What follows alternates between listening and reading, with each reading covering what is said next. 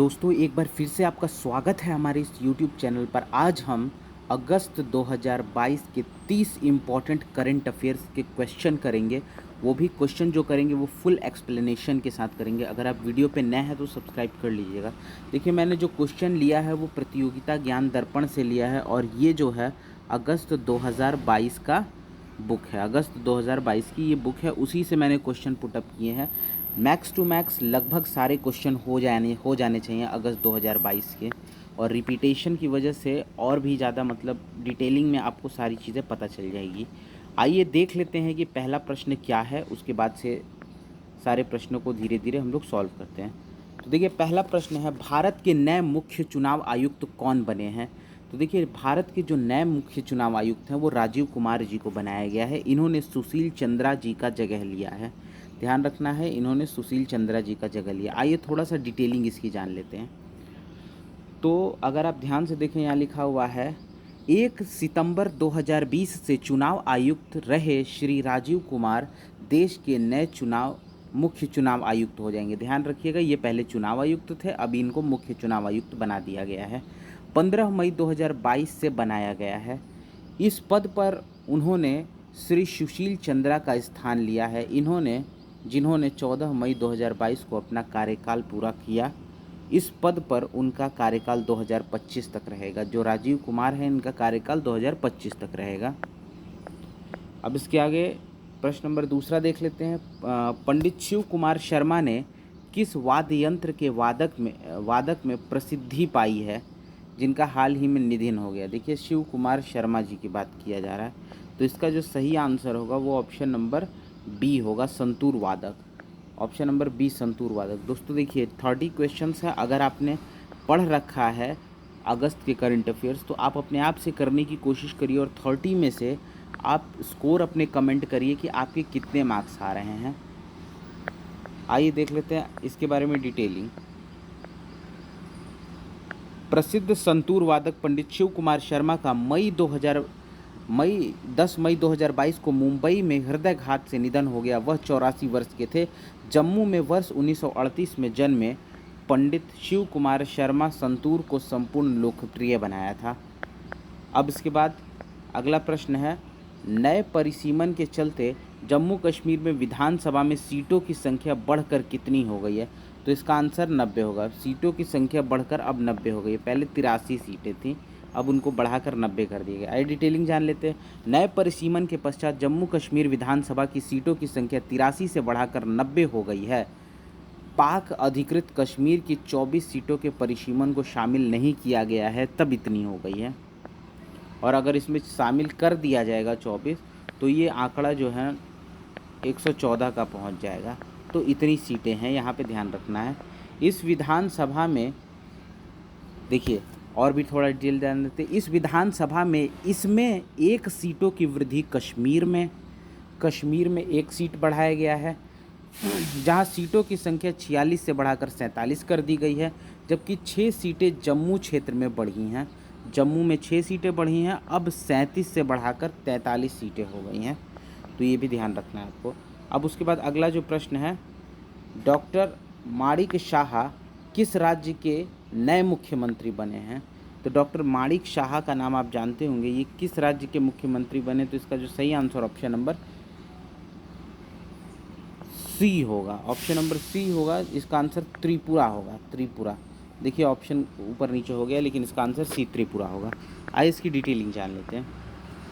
देखिए, इसमें लिखा हुआ है, त्रिपुरा में भाजपा सरकार के नेतृत्व परिवर्तन के बाद 15 मई 2022 में किया गया तथा विप्लव कुमार देव के स्थान पर राज्यसभा सदस्य डॉक्टर माणिक शाह को नए मुख्यमंत्री यहां बनाया गया। 69 वर्षीय डॉक्टर माणिक शाह पेशे से दंत चिकित्सक हैं।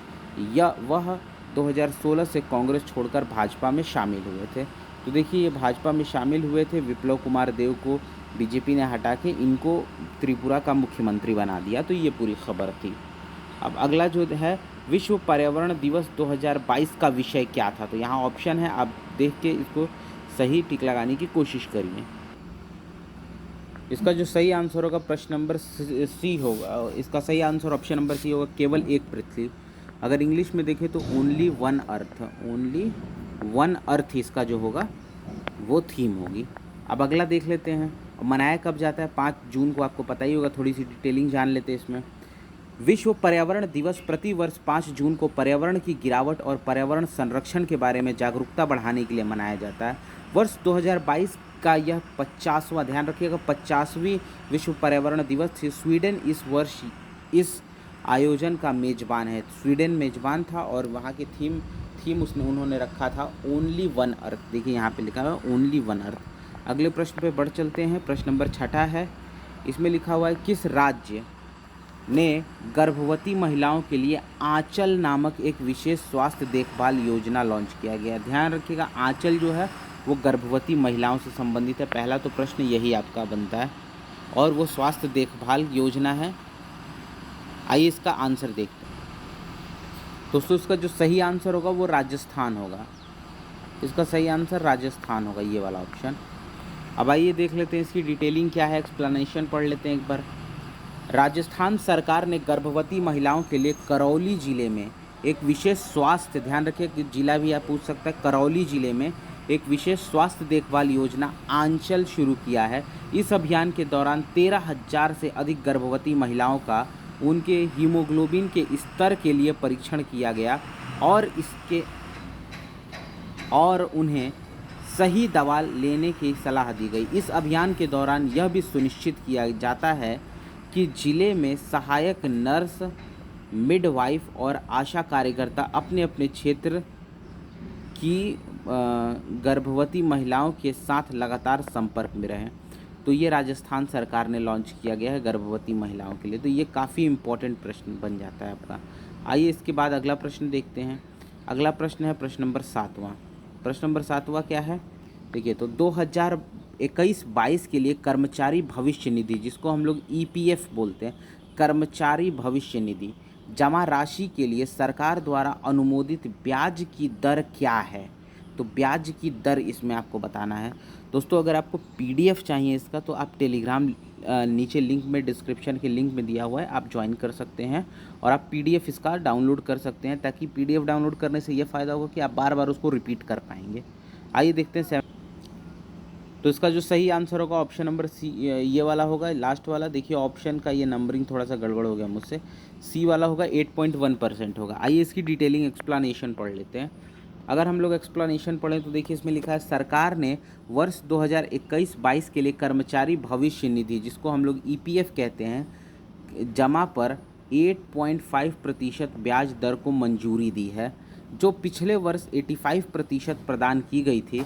ब्याज की 8.1% EPF दर 1977-78 के बाद सबसे कम है। EPF जमा पर ब्याज दर केंद्रीय न्यासी बोर्ड, जिसको CBT कहा जाता है, द्वारा तय की जाती थी और वित्त मंत्रालय 2021 द्वारा इसकी पुष्टि की गई है।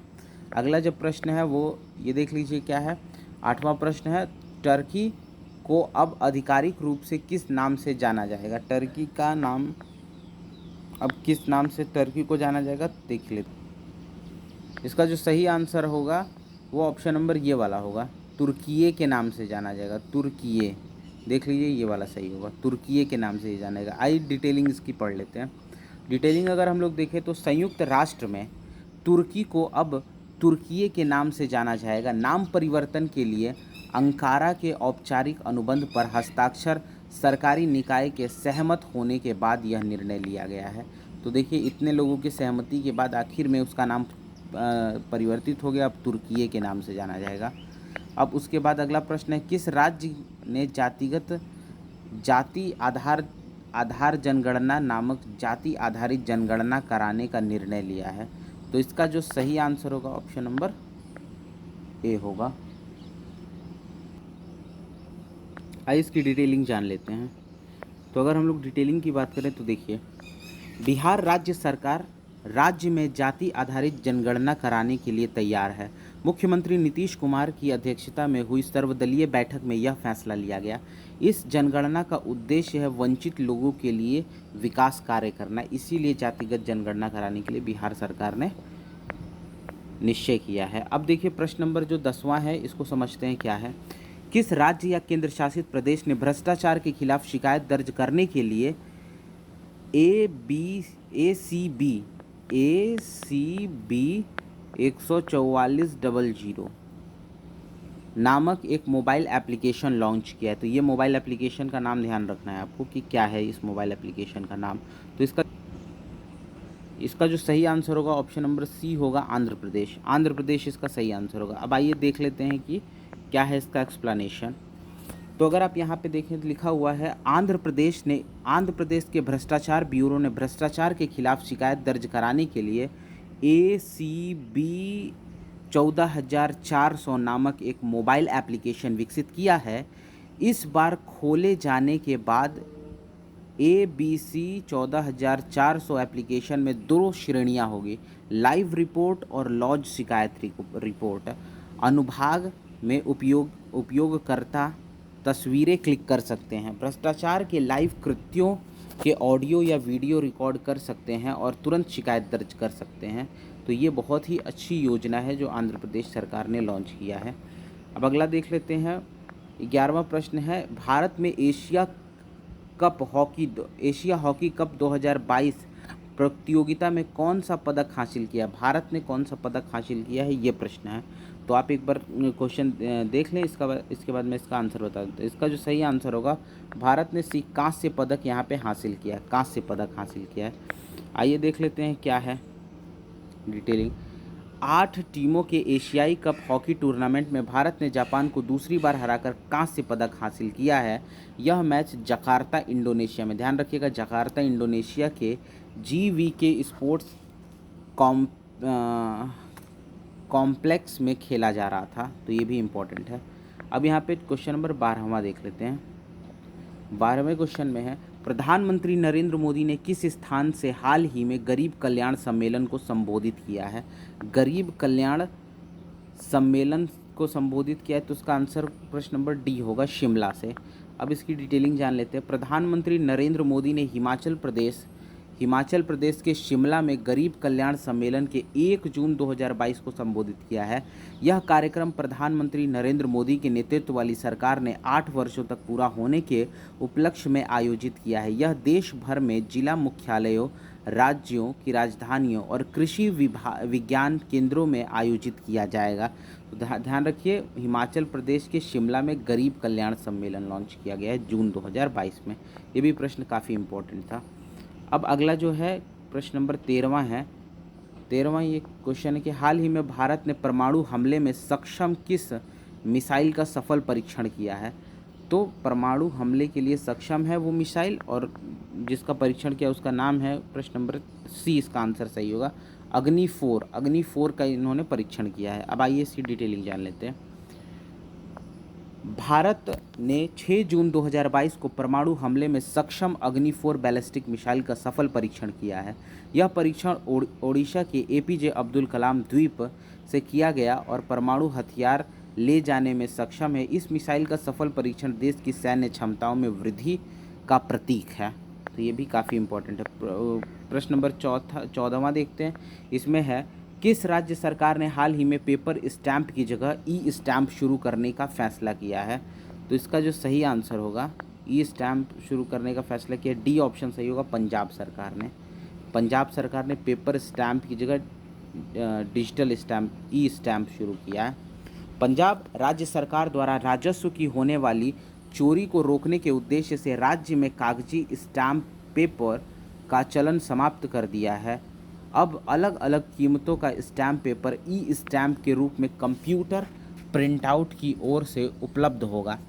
ई सिस्टम को किसी भी स्टैम्प विक्रेता या पंजाब सरकार द्वारा अधिकृत बैंकों से प्राप्त किया जा सकता है।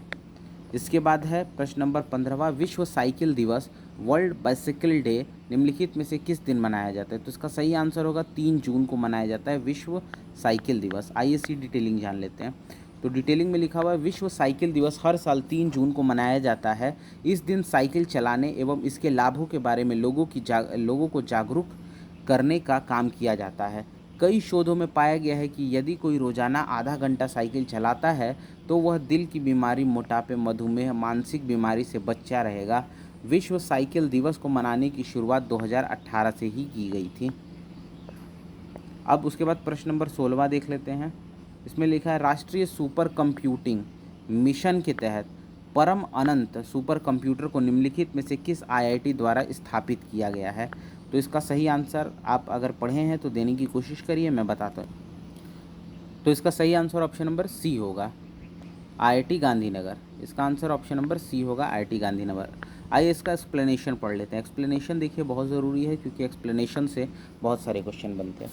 देखिए, केंद्र सरकार ने देश के विकास पर देश में विकसित Param Ananta supercomputer IIT Gandhinagar Gujarat में लाया गया है। उच्च क्षमता का यह सुपर कंप्यूटर 838 लाख करोड़ गणना प्रति सेकंड में कर सकता है। सरकार ने इससे पहले 12 सुपर कंप्यूटर विभिन्न शैक्षणिक संस्थानों में लगाया है। तो ये समझ में आ गया। अब नेक्स्ट देख लेते हैं, सशक्त सीमा बल, जिसको हम लोग एसएसबी का नया महानिदेशक निम्नलिखित में से किसे बनाया गया? तो इसका सही आंसर होगा डी, सुजाय लाल थाउसेन को। सुजाय लाल थाउसेन को। डिटेलिंग इसकी देख लेते हैं। सुजाय लाल थाउसेन को सशस्त्र सीमा बल एसएसबी का नया महानिदेशक बनाया गया। इससे पूर्व आईटीबीपी के संजय अरोड़ा एसएसबी का कार्यभार देख रहे थे। मध्य प्रदेश कैडर के आईपीएस अधिकारी थाउसेन भी सीमा सुरक्षा बल के इस पद पर तैनात हैं, इसी पद पर तैनात हैं। अब उसके बाद प्रश्न नंबर 18वां देख लेते हैं। राष्ट्रीय योग दिवस 2022 निम्न में से उसकी थीम क्या थी? योग दिवस की थीम क्या थी? तो इसका सही आंसर होगा मानवता के लिए योग। अब इसकी डिटेलिंग जान लेते हैं। देखिए लिखा हुआ है, मानवता के लिए योग को अंतर्राष्ट्रीय योग दिवस 2022 की थीम चुना गया है। विश्व भर में 21 जून को अंतर्राष्ट्रीय योग दिवस के रूप में मनाया जाता है। यह थीम यह दर्शाता है कि योग ने किस तरह महामारी के दौर में तनाव कम करने के लिए मानवता की सेवा किया है। तो इसका जो थीम इसीलिए रखा गया है, ये सोच के।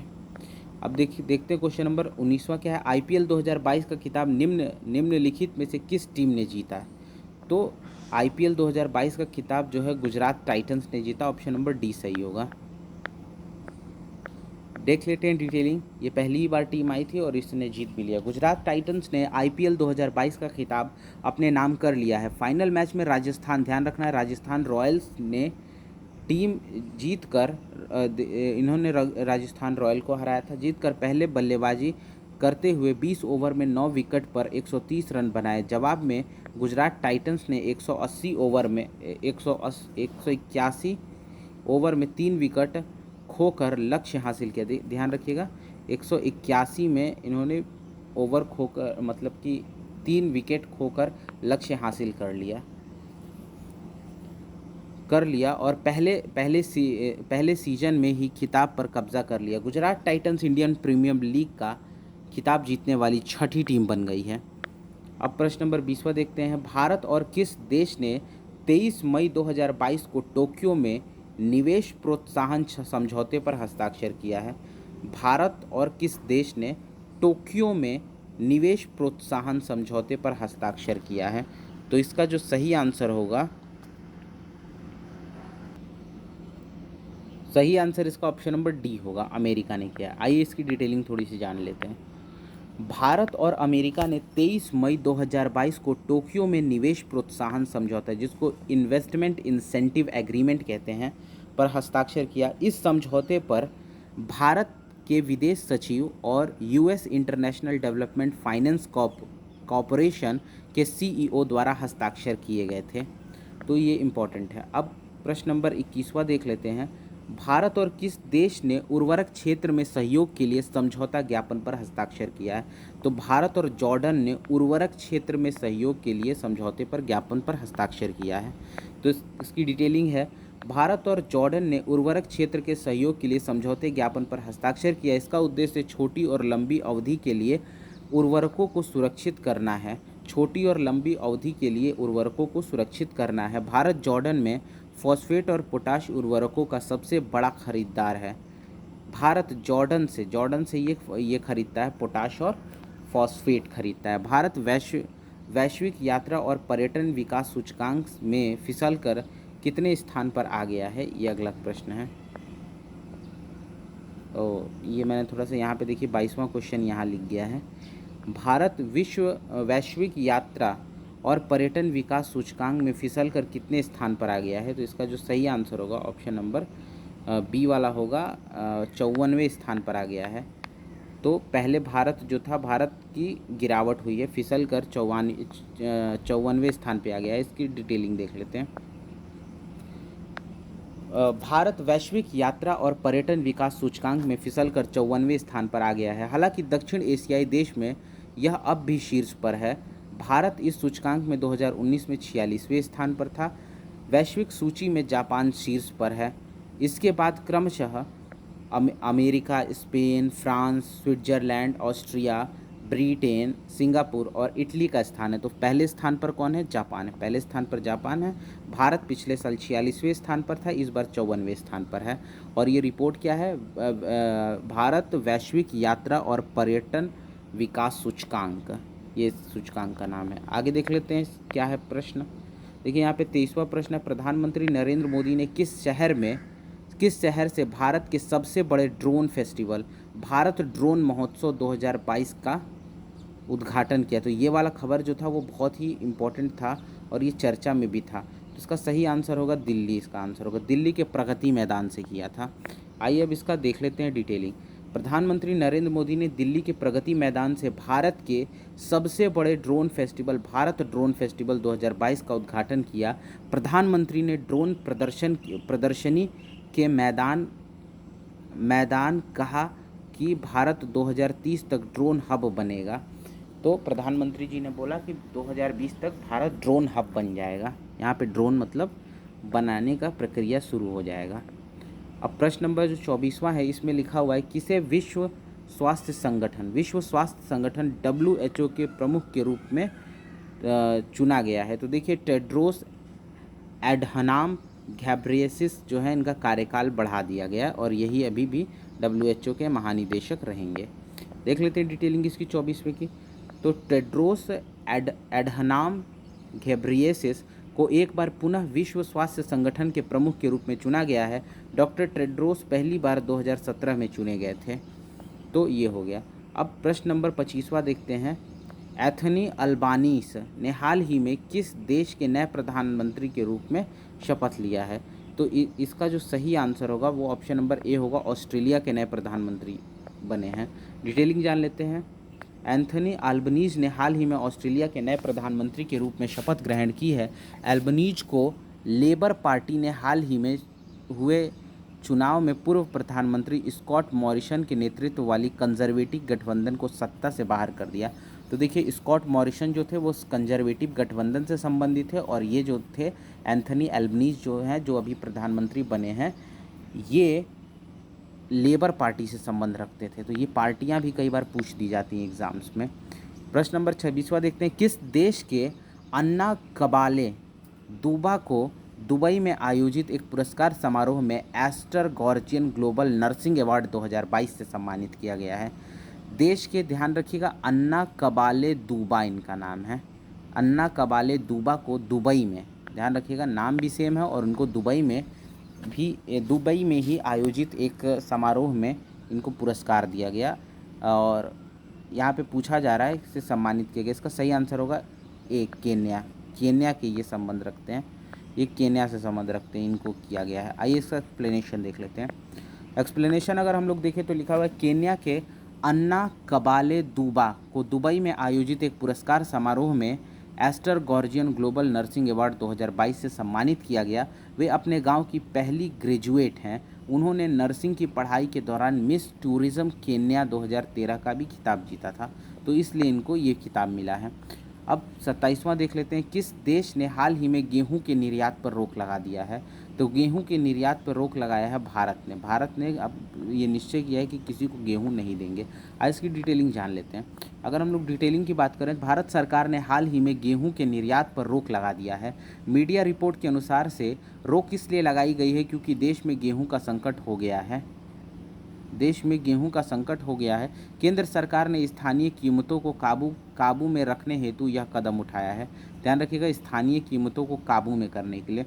जैसा कि आपको ज्ञात है कि चीन के बाद भारत दूसरा सबसे बड़ा गेहूं उत्पादक देश है, तो ये भी इम्पोर्टेंट बात है। अब किस देश के शोधकर्ताओं ने चंद्रमा की मिट्टी पर पौधा उगाए हैं जिसे पृथ्वी पर लाया गया? ध्यान रखना है, पृथ्वी पर इसे लाया गया है और चंद्रमा की मिट्टी पर पौधे उगाए हैं। तो इसका सही आंसर ऑप्शन नंबर सी होगा, अमेरिका।